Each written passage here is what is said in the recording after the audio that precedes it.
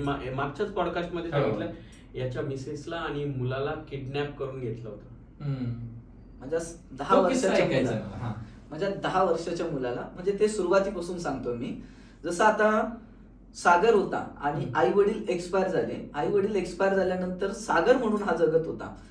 तर आम्ही चौघं भाऊ आणि बहीण म्हणूनच जगत होतो. आई वडील गेल्यानंतर आम्हाला कोणाचा आधार नव्हता. तर त्यावेळेस एक मी मनमाडमध्ये आम्ही दोघं कुठेतरी मनमाडमध्ये बापाचं नाव राहील ह्या हिशोबाने मी स्वतः काही काम करून घर चालवण्याचा प्रयत्न केला. सर्वांना खुश ठेवण्याचा प्रयत्न केला.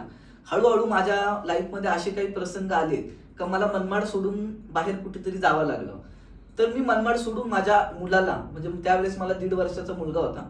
मी मुलाला घेऊन मुंबई गाठलं आणि मुंबईमध्ये स्वतःच्या पायावर उभं राहून काहीतरी करण्याचा प्रयत्न केला.